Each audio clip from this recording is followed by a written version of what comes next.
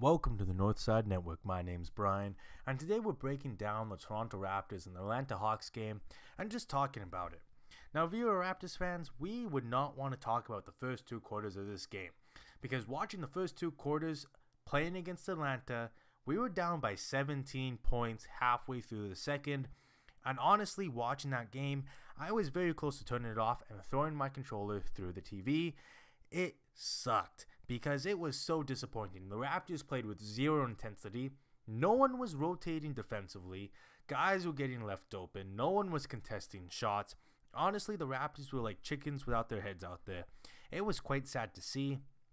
They got it together near the end of the second and were able to narrow that 17-point lead down to like 8 or 9.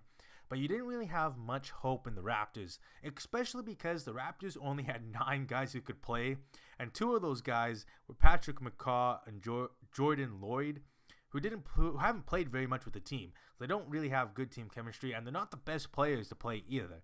They're not a typical bench unit. And so, for me personally, I was really concerned for the Raptors going into the second half, but I did have faith in Nick Nurse. And Nick Nurse pulled out the stops and played, or he didn't play, but he made his players play well. Going into the third and the fourth, the Raptors' offense was just flowing. Defense, came out with intensity. They figured out how to rotate and contest shots.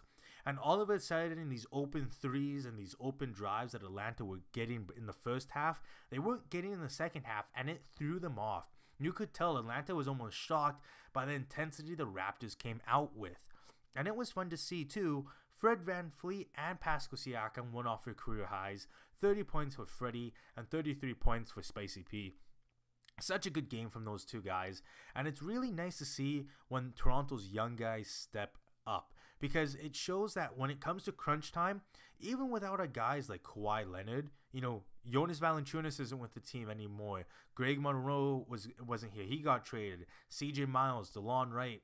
All those guys were out. Chris Boucher wasn't even here to play, which is sad. But Fred VanVleet, he comes off the bench. And if you know Fred can come off the bench and give you 30 points any given night, that's a relief. And Pascal Siakam has developed to such a good player. He has so much more potential too to develop. But what shocked me the most about him tonight was how good his three-point shot was. There was a time, I think it was first couple minutes of the third quarter, he came down and knocked 2 back-to-back threes right in some guy's face. I can't remember the defender. But that really showed me that Pascal Siakam really has been working on his game. So let's kind of talk about the highlights of this game. Well, first of all, we have our young guys stepping up, scoring career highs. Freddie and Siakam, we already talked about that. Another thing that really was inspiring about this game was that Nick Nurse, he's a good coach, and tonight's game proved it. When you're down by 17 points, only halfway through the second to Atlanta, and you can come out in the third and the fourth, turn that game around and win by 18 points, that's not just the players stepping up, that's due to coaching. And you could tell everything was just flowing a lot better, and that was due to Nick Nurse.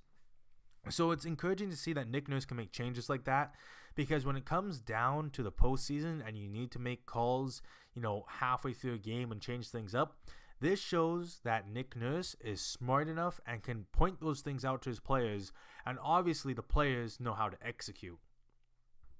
Another thing to talk about is the Raptors really can rally together. Even when they're down by 17, a lot of teams would give up. They lose that intensity. They get unmotivated, whether at home or on the road. And what's even more impressive about this win is the Raptors were on the road, down by 17, came back, and won by 18 points. And that's good to know. And it's good to note because the Raptors did that without any of their star players, really. Well, without Kawhi Leonard, I should say. And half the bench was gone because it's being traded. So the Raptors showed that they can do this even under pressure. And that's going to be huge when it comes to the playoffs. And I think this game really brought out the highlights and the downsides of the Raptors. It shows the Raptors really have to come out with intensity and learn how to rotate on defense right off the bat, because that's what killed them. If they go down by 17 to a team like Golden State, there's not a chance in the world they're going to come back and win by 18. So it shows the Raptors have to improve the defense and they have to come out with intensity. But those were the things I kind of brought out from today's game.